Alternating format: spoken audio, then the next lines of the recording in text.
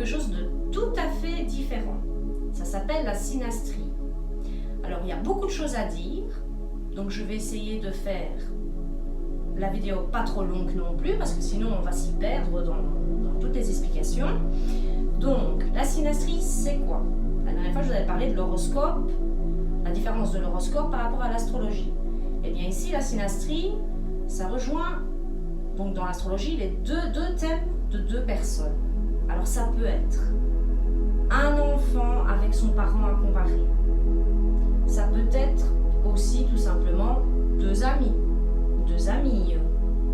Ça peut être aussi pour une relation amoureuse.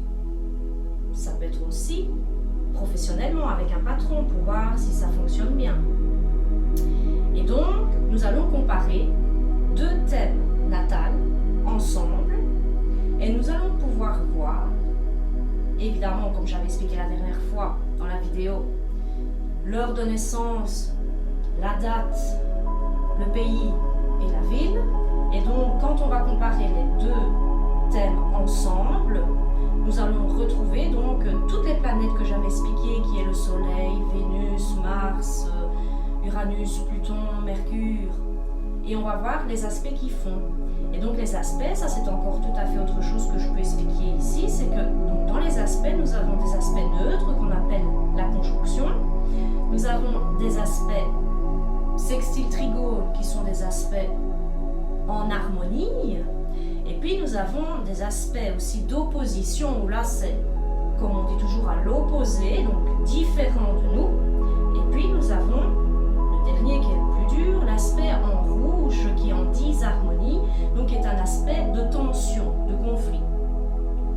Et donc, grâce à ça, avec ces deux thèmes en comparaison, on va pouvoir voir, donc je vais vous donner un exemple, Madame X avec Monsieur Y, on va les mettre ensemble pour voir un petit peu comment est-ce que ça fonctionne, et on va voir, par exemple, on va prendre le thème de Madame X, et on va regarder où est-ce que les planètes de Monsieur Y vont se mettre justement dans les 12 maisons, et voir les aspects planétaires, ce qu'elles vont faire entre elles, comme je vous ai expliqué, en disharmonie, en harmonie, neutre ou opposé.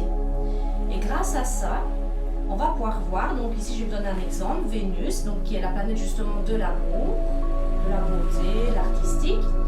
Par exemple, si on a une Vénus chez la dame qui est en maison 12, eh bien, si elle reçoit ça dans sa maison, justement par rapport à la planète, donc monsieur a sa planète Vénus dans la maison 12 de madame, ce qui va se passer, c'est que soit c'est une relation amoureuse qui peut être cachée, c'est aussi une relation amoureuse où l'homme est marié, et donc voilà, donc la Vénus que je vous explique, donc qui est cachée, donc si la Vénus de monsieur est dans la maison 12 de madame, qui est justement la maison cachée, la maison, comme on dit, secrète, ou la maison de méditation aussi, mais comme c'est la planète de l'amour, ben, ce monsieur-là ne sera pas vu par rapport à sa famille, ne sera pas vu au niveau...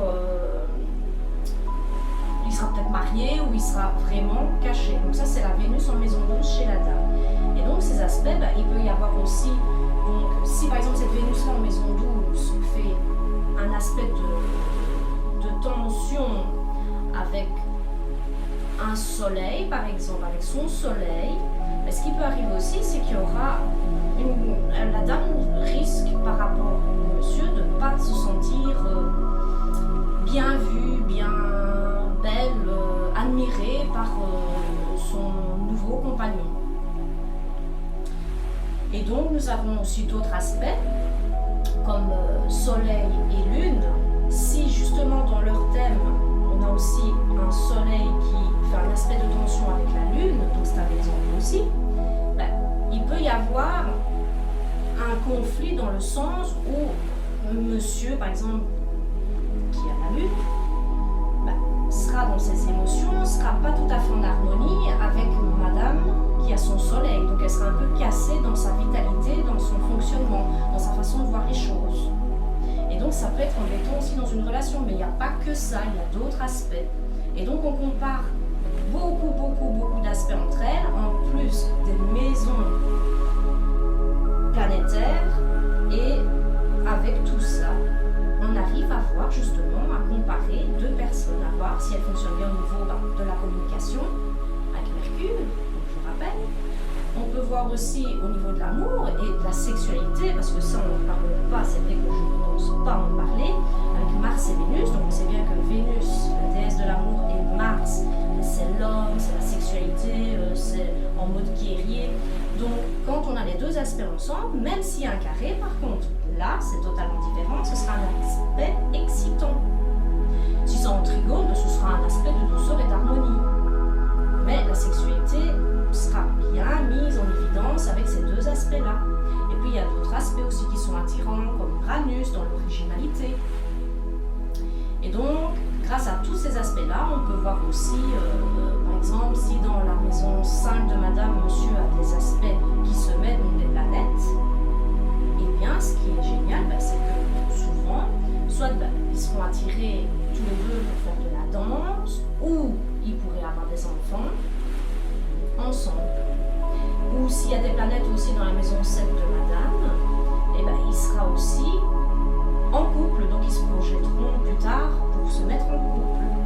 Et donc c'est comme ça qu'on arrive à comparer deux thèmes ensemble pour voir si ça fonctionne, si ça va durer un mois, une semaine, des années, si ça va durer pour toujours, parce qu'il y a des gens que ça va durer pour toujours. Tout dépend d'une personne à l'autre, on est tous différents dans les relations. Donc c'est comme ça qu'on compare. Même chose pour un enfant. On peut voir aussi, par exemple, s'il y a un problème de communication entre la maman et l'enfant, mais on sait le voir tout de suite et on sait voir pourquoi et on sait l'expliquer. On peut voir par exemple aussi avec un patron, si ça va bien se passer. Avant de signer un contrat, on peut vite voir si avec le patron il y aura une bonne entente. Et donc grâce à la synastrie, et je pourrais même parler de plusieurs choses encore différentes, mais ça ferait beaucoup trop pour la vidéo, et on pourra en parler d'autres sujets par après, parce qu'il y a d'autres choses aussi en complémentaire. Grâce à ça, ça nous permet d'étudier mille et une choses, de voir beaucoup de choses, et c'est passionnant de voir tout ça. Donc voilà en gros la synastrie, qui est donc deux thèmes natals qu'on remet bien ensemble et qu'on sait voir et comparer aussi bien les maisons que les planètes, comme le thème natal que je vous ai expliqué dans l'autre vidéo, où là c'est une personne seule, on sait voir sa personnalité et comment est-ce qu'elle fonctionne. Donc voilà en gros et en résumé.